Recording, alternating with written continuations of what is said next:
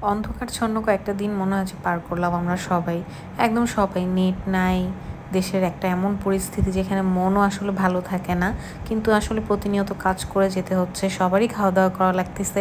তো সবাই তো কাজে ফিরা লাগতেছে। যে যার অফিসে জয়েন করা শুরু হইছে।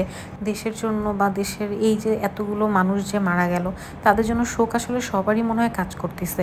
মনে হয় না, সবারই আসলে খারাপ লাগতেছে যে কি হচ্ছে দেশটার মধ্যে। কিন্তু আসলে ডেইলি রুটিনে তো আমাদের ফিরে আসতেই হয়। কারণ সবাইকেই সবার মানে আয় রোজগারের জন্য হলেও কিন্তু অফিসে জয়েন করা লাগতেছে, যে যার মতো বাজার করতে যাওয়া লাগতেছে, আর খাবার দাবার তো আছেই। তো আসসালামু আলাইকুম সবাইকে, নতুন একটি ভিডিওতে অনেক দিন পর ওয়েলকাম করছি। আমি মোটামুটি মনে হয় 15 তারিখের পর আসলে কোনো ভিডিওই দেই নেই, এমন অবস্থাও ছিল না যে ভিডিও দিব, বা শরীরটাও আমার আসলে অতটা ভালো ছিল না, যার কারণে ভিডিওটা আমি ওই সময় কন্টিনিউ করি নেই একদমই। আজকের ভিডিওটাও একদম যে খুব রেসিপি আকারে আমি মানে গতানুগতিক যেরকম ভিডিও দিই ওরকম কিছু না, জাস্ট র্যান্ডম একটা ভিডিও, যেটার মাধ্যমে আমি সবার কাছ থেকে জানতে চাই তা সবাই ভালো আছেন কি না, মানে যে যার জায়গা থেকে কেমন আছেন এটার জন্যই জাস্ট ভিডিওটা দেওয়া।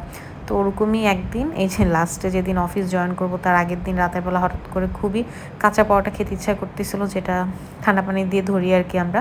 তো সেটাই বানাচ্ছিলাম আমি আর আমার ছোটো বোন, আর দেশের পরিস্থিতি নিয়ে কথা বলতেছিলাম যে কি থেকে কি হয়ে গেল, মানে ছোট একটা জিনিস থেকে কত বড় কিছু হয়ে গেল, কতগুলো প্রাণ ঝরে গেল, মানে এগুলো নিয়ে এখন সারাদিন আসলে আলাপ আলোচনা হয়।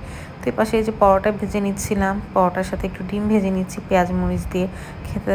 এই পেঁয়াজ মরিচ দিয়ে ডিমটা ভাজলে ভালো লাগে, সাথে একটু দুধ চা বানিয়ে নিচ্ছিলাম।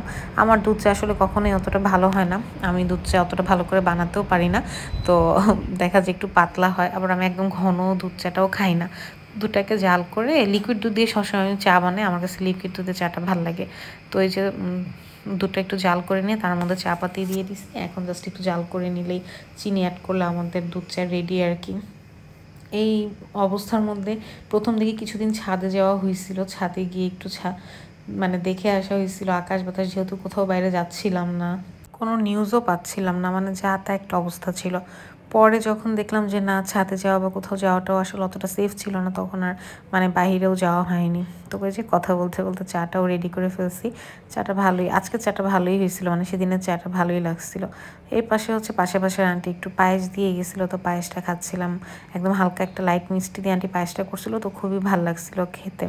তারপর ওই যে বললাম যে প্রথমে একটু ছাদে গেছিলাম, তো সেদিন ছাদে যাওয়ার পর খুব ওয়েদারটা ভালোই ছিল, মানে ঠান্ডা ঠান্ডা একটা ভালো ছিল মোটামুটি। আমরা কয়েকজনই বিল্ডিংয়ের যাই একটু বসে একটু মানে সবাই একটু কথা বলতেছিলাম যে ভালো লাগতেছে না, কি হইতেছে এসব। তো আজকে ভিডিওটা আমি এখানেই শেষ করছি। ভালো লাগলে ফেসবুক পেজটি ফলো করে দিবেন। So thanks for watching.